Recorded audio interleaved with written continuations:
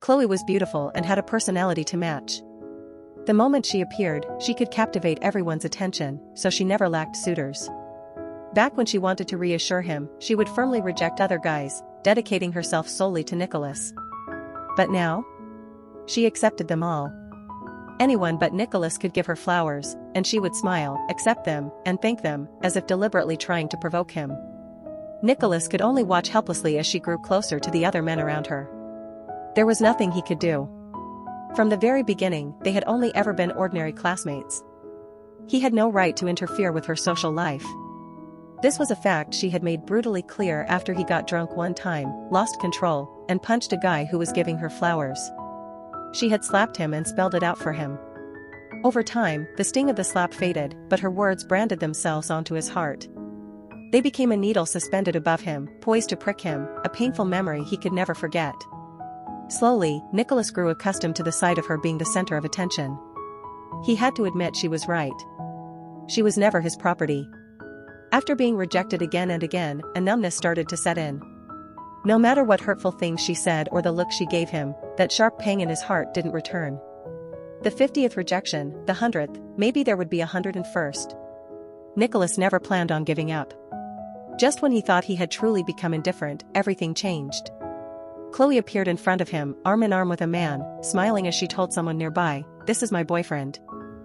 In that moment, Nicholas felt like the sky was falling. He thought she was just playing games, flitting between those men to make him jealous. It never occurred to him that she would actually commit to someone else. When it happened right before his eyes, blood rushed to his head, and he lost all rationality. He charged forward, demanding an explanation. Before he could reach them, patrolling security guards stopped him. Held back by a human wall, his eyes red, he screamed the question, "Why?" Chloe's gaze lingered on him for a second. "I'm young, rich, and have plenty of free time," she said, her tone flat. "What's wrong with dating a handsome guy?" After that, the emptiness of his surroundings would always drag him down into a pit of despair. The loneliness of being far from home without family or close friends, the bitterness of loving someone he couldn't have, it all coalesced into a knot of misery in his chest with no way out. Sometimes, after drinking too much, a reckless desperation would take hold, and he'd want to go to Chloe, to beg her to break up. But every time he got near and saw her holding hands with her new boyfriend, their faces lit up with joyful smiles, the urge would vanish. Nicholas had known her for 2 years, but he had never seen such a happy smile on her face. Because their time together couldn't even be called ordinary. To be precise, it was just a series of painful memories, hard to look back on. If it hurt him this much just to see her with someone else, he finally wondered, how had she felt in the past, watching him with others? Today, Nicholas finally understood. But it was too late. He refused to listen to the pleas of friends and family, stubbornly staying in Milan, chasing a conclusion he was never going to get. The days dragged on, painfully slow, yet they also flew by with startling speed. When the summer heat finally began to fade, news finally reached Nicholas: Chloe had broken up. He finally allowed the joy he'd suppressed for so long to bubble to the surface. A smile on his face, he went to find her, hoping to offer comfort. But once again, things didn't go as he expected. Chloe didn't look the least bit upset. The smile froze on Nicholas's face. He tentatively asked, "Did he hurt you?" For Chloe, that relationship had really just been about looks. She was attracted to the guy's stunning good looks, so she dated him for a few months.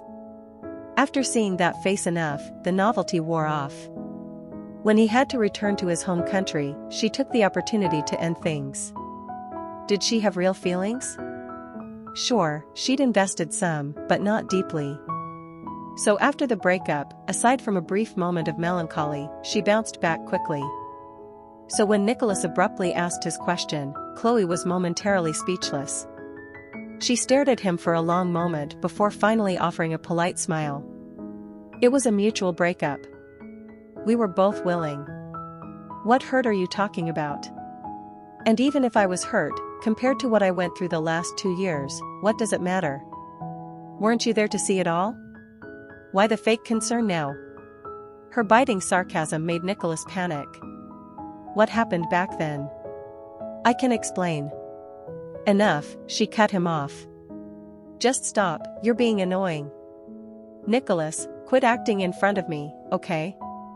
I'm not impressed by your hypocritical performance anymore. If you're having withdrawal symptoms, go back home to your friends. I'm sure they'd love to enable you. His face burned crimson, and any courage to speak vanished. Chloe picked up her bag, pushed past him, and walked straight towards the lecture hall. My dating phase is over. It's time to focus on what actually matters. After everything he'd been through, Nicholas wasn't going to be deterred by a few sharp words. He rallied his spirits and prepared to continue his campaign of confession. From the 5th time to the 99th, from late summer to the heart of winter.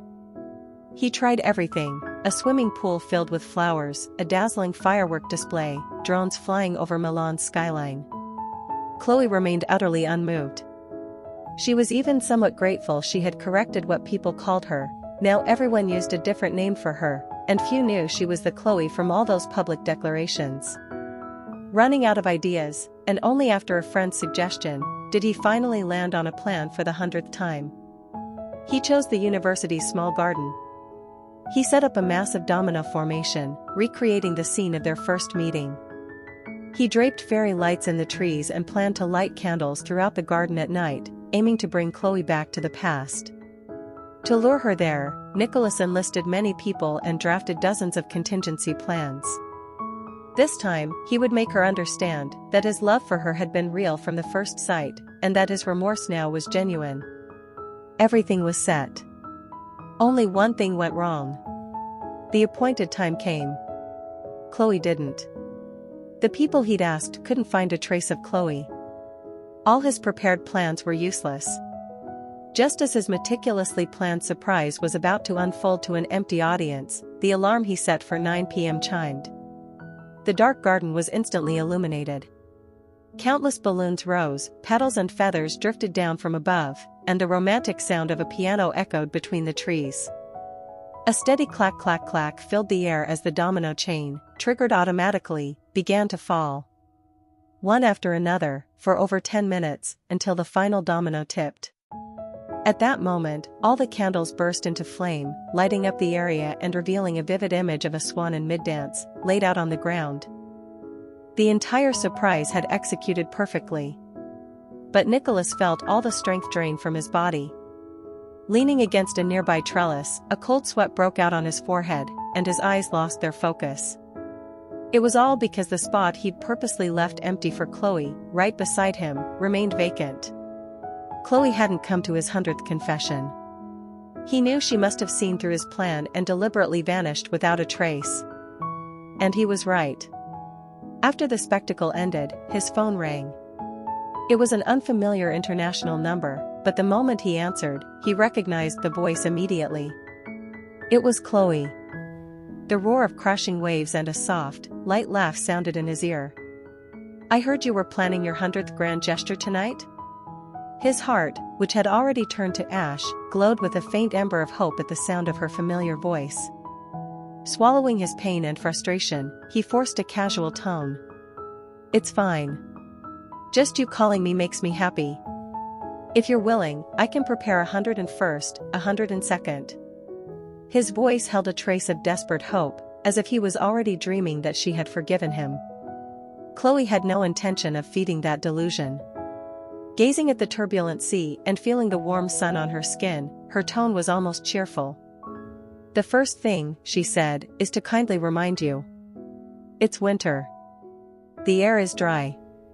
If you're done with your little show, you'd better put out all those garden candles before you start a real fire. Hearing this, Nicholas looked up and saw a single, dry leaf slowly spiraling down. The second thing is to share some good news. I have a new boyfriend. This one is even better looking than the last. You can stop your confessions at 100. Those simple sentences echoed in Nicholas's mind, repeating over and over as if he were cursed.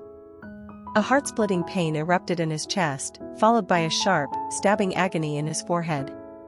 Under the onslaught of pain, his grip failed. Thud. The phone slipped from his hand and hit one of the candle holders. Unfortunately, to make setup easier, the wooden holders were tied together with string.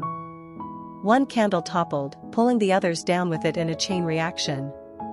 The hungry flames licked at the scattered dry leaves and feathers, then raced onto the wooden dominoes. A breeze fanned the flames, and within a few breaths, an inferno had erupted in the garden. Nicholas's eyes reflected the raging fire. The warmth drove the chill from his body, but he made no move to escape or call for help. He stood there, motionless as a statue, a permanent fixture in the burning garden. By morning, the garden was scorched earth. The only saving grace was that no one was hurt. In his obsession with secrecy, Nicholas had paid to have the entire area cleared. When the accident happened, he was the only one there. Firefighters arrived in time to save him, pulling him out just as he was about to be overcome by smoke. The consequences of his reckless actions were inescapable. The university and local community were furious. Deemed the primary suspect, Nicholas was arrested and detained. His family was frantic when they heard the news, pulling every string to get him off. But with an international case, there was no way he was getting out unscathed. In the end, the family had to pour most of their assets into a settlement, promising to pay the university 10 times the damages before they finally relented. Due to the severity of the incident, Nicholas served 6 months in prison, was blacklisted by the EU, deported, and banned for life. He was taken directly from prison to the airport for deportation. Seeing everyone around him in summer clothes, Nicholas, who felt like he was moving through a hazy dream, finally snapped back to reality a little. It was already summer. 5 months had passed. Chloe hadn't visited him, not once. The realization brought a complicated mix of emotions, disappointment, profound loneliness. There will be other days, he told himself, clinging to the hope. We'll meet again. And then, as he turned, he saw her. Chloe was emerging from the arrivals gate.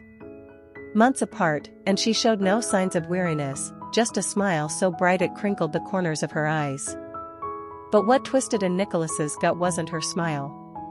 It was the man whose arm was linked with hers. Chloe, looking up, spotted him. Surprisingly, she greeted him with enthusiasm. "Oh, hi. Let me introduce you. This is my new boyfriend." After returning home, Nicholas managed to get a message to Chloe through a few contacts. He asked her if it was all just an act, or if any of it had been real. She never replied. By now, Chloe saw right through Nicholas. He claimed to like her, but in reality, the only person he truly liked was himself. To him, she was just a trophy, a beautiful vase to show off, something to stroke his grotesquely inflated ego. Look, he could say without words, the girl everyone chases, she's willing to kneel at my feet, to be at my beck and call. What a powerful, yet twisted, mindset. No matter how she explained herself, in the eyes of someone like Nicholas, it would only ever be an excuse. So, Chloe couldn't be bothered with him anymore. She looked down on the very idea. Whether he proved himself 100, 200, or 1,000 more times, it meant nothing.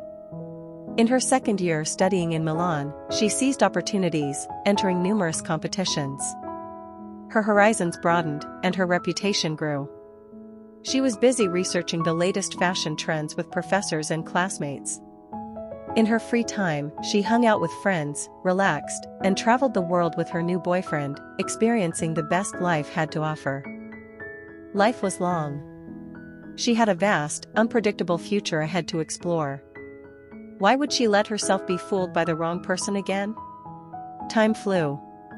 Soon, her 3-year exchange program concluded. Chloe returned to her home country, her luggage filled with golden trophies and awards. Stepping off the plane, she saw her parents and several roommates waiting, holding flowers. It had been too long. Overwhelmed with emotion, she ran forward and hugged them all. Amid the happy chatter, the group headed to a pre-booked restaurant. There, Chloe saw Professor Liu again after 3 years. She solemnly placed the case she was carrying in front of her mentor, a playful glint in her eye. "Reporting, teacher." Your student, Chloe, has returned after completing the mission you gave her.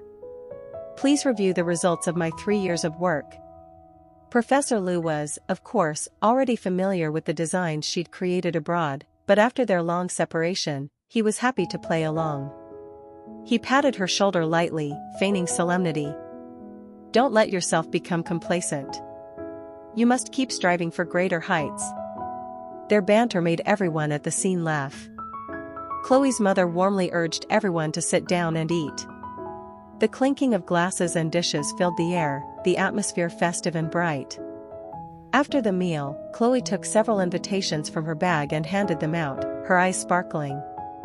The reason I invited everyone here today, besides catching up, is that I want to formally invite you all to a fashion show I've been preparing for a long time. Even Professor Liu looked shocked. The show is in Milan? I absolutely have to go. I should still be able to make it, right? Chloe, we want VIP seats. Hearing their genuine, proud excitement for her, warmth flooded Chloe's heart. This fashion show was organized by her mentor in Milan. Her outstanding achievements over the past 3 years had earned her this opportunity to showcase her own collection on the runway. It was her first time on such a major stage, and she felt it was essential to share this precious moment with everyone who had supported her. The people she invited did not let her down. On the agreed-upon date, they all gathered at the airport, not a single one missing. Filled with anticipation for the future, she boarded the flight with them, a flight that might just mark the beginning of a brand new chapter in her life. Before boarding, Chloe took one last look around. Beyond the gate, she spotted a very familiar figure, Nicholas. But her gaze didn't linger on him. She knew he was banned from entering Milan. He no longer held a ticket that would grant him entry into her life. They were just two strangers in the vast crowd, about to pass by each other without a second glance.